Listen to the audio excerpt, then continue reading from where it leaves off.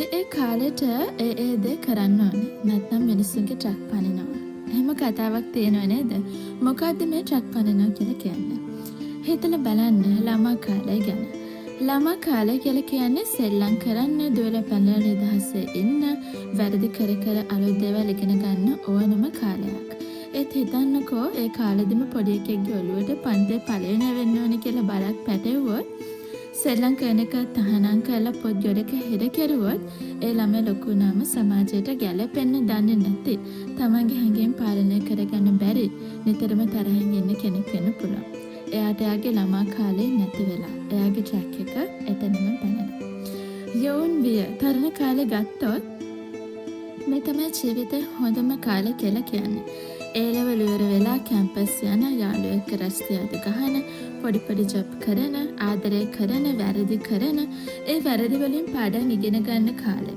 තමන් කවුද කියලා හොයාගන්න කාලේ.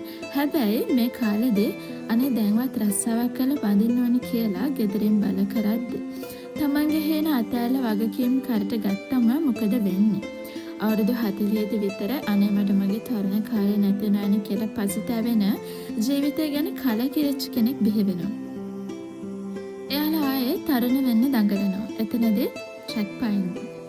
වැඩිහිටි වේ ගැන කතා කරොත් මේ කාලෙදී අපි අපේ ජීවිත ස්ථාවර වෙන්න ඕනේ. පවුලක්, දරුවෝ, රස්සාව, වගකීම් ගොඩක් එනවා. මේක තමයි ජීවිත අත්දැකීම් වලින් උපරිම ප්‍රයෝජන අරගෙන වැඩ කරන කාලය.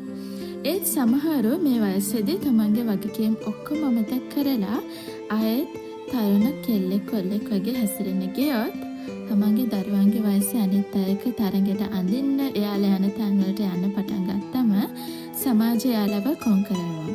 පවුල අවුල් වෙනවා. තමන්ට තමන්වම එපා වෙන තැනට වැඩ සිද්ධ වෙනවා. මේක තමයි දරුණුම විදිහට ට්‍රැක් පැනීම.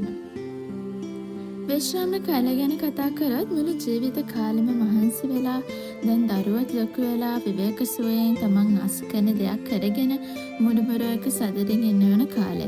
ඒත් මට තාම තරුණයි කියලා හිතාගෙන තමන්ගේ ශරීරයට ඔරොත්තු නොදෙන වැඩ කරන්න ගියොත්, තරුණ අය එක්ක හැම දෙයකම තරඟ කරන්න ගියොත් වෙන්නේ ලෙඩක් වෙන එක විතරයි.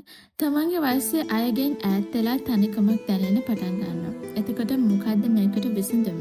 මේකෙන් අදහස් කරන්නේ ඔයා වයසට යන්න ඕනේ කියන එකවත්, හේන දකින්න එපා කියන එකවත් නෙවෙයි. පොයින්ට් එක මේක. ජීවිතේ හැම කාලයකටම ආවේනික වුණු සුන්දරත්වයක් සහ ඉගෙන ගන්න ඕන පාඩම් තියෙනවා. ළමා කාලේ සෙල්ලම් කරලා ඉවර කරන්න. තරුණ කාලේ විඳවන්න තියෙන දේවල් විඳලා පිස්සු නටලා අත්දැකීම් එකතු කරන්න. වැඩිහිටියෙක් වුණාම ඒ අත්දැකීම් පාවිච්චි කරලා ජීවිතය ගොඩනගා ගන්න.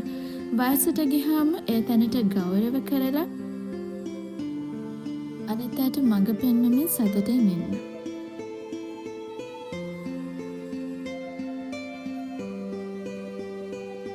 එක කාලයක් මගේ අරුණම ඒ කාය ගන්න බෑ.